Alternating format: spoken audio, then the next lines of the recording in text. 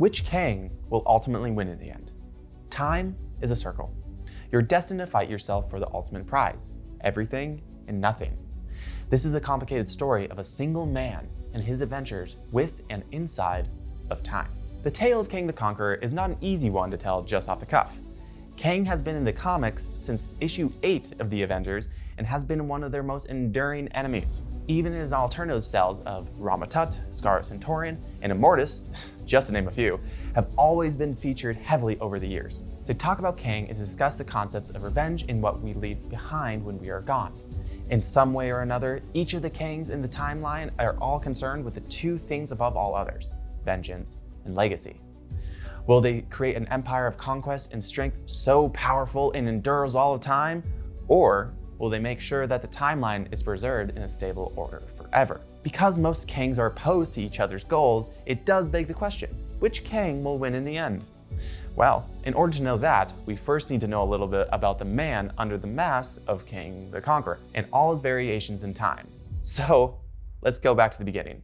Nathaniel Richards is the man who will become Kang, and he is also the man who has already become Kang. I promise it's not as complicated as it sounds.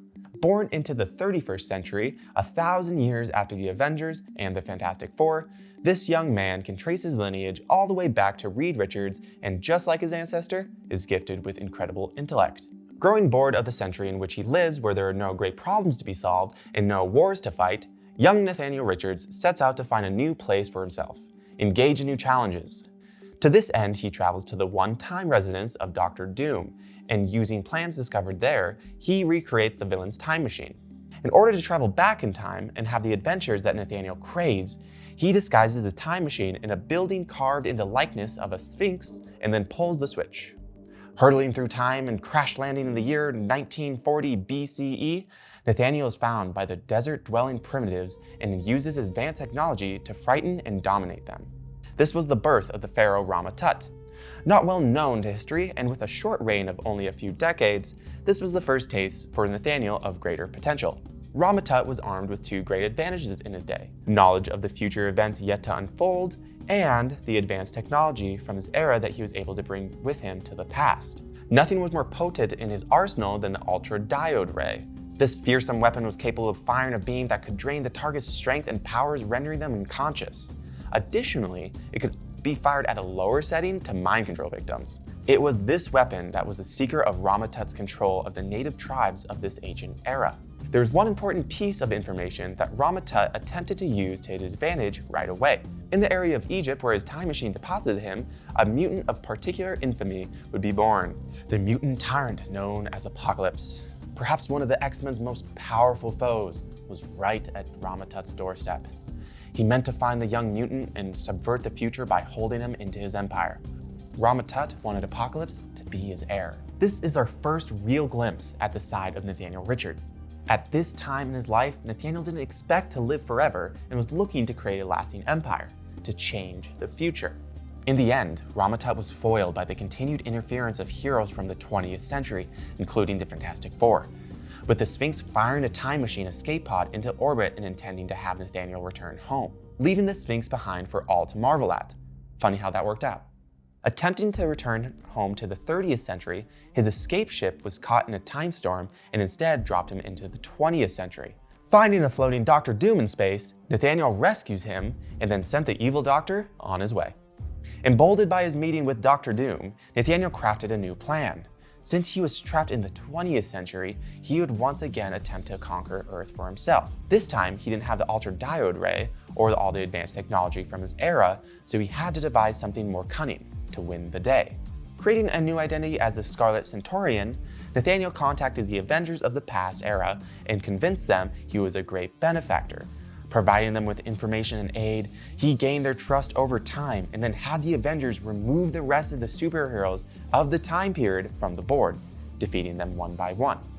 When the current Avengers returned home from a time displaced mission, they found the world had changed and the past Avengers waiting for them.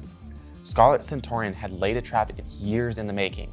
The two Avengers teams battled, and when the Scarlet Centurion intervened himself, it seemed all hope would be lost, until Hank Pym destroyed the very machine that was allowing him to manifest in this time and place. Defeated yet again, Nathaniel was becoming increasingly frustrated. Twice he has attempted to create a new world, a better world where he could rule over a utopia of his own invention. Twice he has been thwarted. While Scarlet Centurion was not a long-lasting identity for Nathaniel Richards, he was actually quite the fearsome opponent. Relying on Nathaniel's inherent charm and manipulation, he was able to maneuver pieces around the game board in a way he could not as Rama Tut. Still having failed, Nathaniel decided it was now time to return home and once again activate his time machine from orbit. The small craft hurtled through the ages until it reached another time storm and it veered off course yet again, landing in the 41st century. Here, Nathaniel came across a very different future from the one he imagined his own time to be heading. In the 30th century, the world was a paradise. Now, 1,000 years into the future of what was home to him, the world appeared to be over. Nathaniel was by this point, however, possessed of a singular will, a need to dominate. Without the aid of advanced technology to give him an edge in the era he found himself in, he was forced to improvise, locking himself away inside of a weapons arsenal and laboratory until he could use and master the technology of this new age. Just as before, it was time for Nathaniel to take up a new identity for his new destiny. Rather than the failed monarch of Rama Tut or the cunning manipulator of Scarlet Centurion, Nathaniel called himself Kang and set about his mission to conquer, very literally. Kang spent the next few years in battle after battle in the war-torn future, fighting to conquer and control, something he did with ease. Kang did not stop at just conquering the battlefields of the future Earth. Once his planet was finally in his hands, he set his sights on the stars and launched a great campaign to take over the galaxy. Eventually, conquest of the cosmos in this new time proved to be no more of a challenge for Kang. Looking into his memory, he remembered the myriad of times the Avengers had thwarted him in his past selves, and he decided it was time for some revenge. Appearing again in the 20th century in a great time ship, Kang battled the Avengers again and again, each time being defeated by their combined powers and ingenuity. Frustrated by this continued defeats, he took out his rage on the worlds around his ever-growing conquest of the 41st century, and it was here that he made perhaps the greatest discovery of his life. Living as a princess in the last unconquered kingdom on Earth, Kang found his true love, Ravonna Renslayer. The princess was unimpressed with Kang at first, even when he brought the Avengers to his own war-torn time. To prove his mettle against them, she wouldn't return his affection. Forced to invade the kingdom, he conquered the last holdout on Earth, and in doing so, his generals tried to kill Ravonna. When the Avengers intervened, Kang helped them stop the generals from killing his love, only to fail at the last possible moment. Ravonna was shot in the back, trying to protect Kang from his generals. Frozen in time at the last possible second, Kang kept her in stasis to prevent her true death. She was neither alive nor dead, but she was beyond his grasp. Kang is nothing if not motivated by revenge, and this is made all the more tragic when he was given the opportunity to revive her years later by the Grandmaster. Yeah, remember that guy? Me too, because I've been a big part of it. Can't have a revolution without somebody to overthrow. The Grandmaster gave Kang a challenge: put together a team that could defeat his, and he would be granted the power of life and death. Kang saw an opportunity to revive his beloved Ravonna, and so once more he brought the Avengers to him. Trusting their cunning and power to win him his prize, they almost did. Were it not for a draw in the last round of the challenge, leading to Kang having to pick between life or death. So, you're welcome. And it's a tie. With pride and vengeance the only thing on his mind, Kang chose the powers of death and tried to destroy the Avengers. He was defeated, but only then realized the gravity of what he has done. If he had chosen life, he would have been able to revive Ravonna then and there. Revenge blinded him once more, and so he failed to return his beloved to life.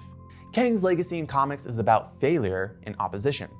Kang stands opposed to just about every single force in the cosmos that isn't Kang, but he also stands in opposition to pretty much every other being in the universe that is also Kang. Let me explain. After Kang grows old and he's tired of his constant years of battle and conquest while ultimately getting everything he ever wanted and nothing at the same time, he decides it's time to put his incredible skills and powers to a second attempt at ruling a simpler time. Returning to ancient Egypt, Nathaniel resumes his identity as Rama Tut and rules a second era of his ancient kingdom. Here his edge has softened considerably. He is more just kind of a normal ruler. Imagining this is where he would finish the years of life in quiet leadership of his people. Stillness and solitude are not the way of Nathaniel Richards. Not as Kang, not now. Remembering one of his schemes while still Kang the Conqueror, Rama Tut entombs himself in suspended animation for 5,000 years in order to awaken and thwart his younger self in an attempt to steer himself away from years of conquest as Kang. Battling his younger self in modern age, the two variations of Nathaniel eventually were hurtled through time into the far-flung future of Limbo. There they were met with the final variation of Kang, Immortus. Nathaniel Richards at the end of time and space. Having spent years understanding time and all of its wonders, Immortus is a shepherd of the sacred timeline, trying to make sure the events play out as they are meant to, as they were always meant to. Kang represents an element of temporal chaos, trying to change his own future and history whenever it suits him. Immortus is Kang at the end of his life, even after his return of being a benevolent Rama Tut. The master of Limbo, the creator of the time storms have plagued Kang's journey for years through time has always been Immortus, trying to stop his younger self from the path of conquest and revenge. Immortus has the benefit of wisdom and temporal context. Where Kang represents an unstoppable force, Immortus represents an immovable object. When the two forces are opposed, as they often are, they create a paradox.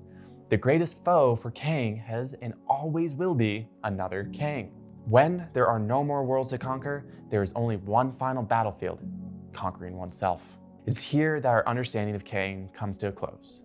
For all of his vaunted temporal arsenal and his mastered forms of combat, despite all the power and people at his command, Kang represents one side of an imbalanced scale. Hunger for conquest and a desire for the controls of one's legacy through it. To the victor comes the spoils, and the history is written by those who win. For Immortus, the other side of the scale, legacy is a more complicated concept. At the long end of his life, Nathaniel now wants to leave the world as it always has meant to be, a world where he is inevitable. If Kang is able to have his way, then he will rewrite his own future and prevent Immortus from ever being. That can simply not be allowed to happen. So the two war internally now and forever in the space between stars. So who do you think will win? A conquering tyrant from the 40th century with all the power and weapons a villain could ever want and a thirst for revenge that can never be sated? Or a venerable master of time and space seeking to safeguard reality for the greatest possible threat, himself? It's tough to say, but the tricky thing about paradoxes are that both could win or neither. Personally, I'd have to go with Immortus, because if Kang won, there would be no Immortus. But since Immortus exists, there has to be a Kang. Wait, since Immortus, how's that work? I'm no comic expert, so let me know what you think. Drop below and tell me what you know. See you later.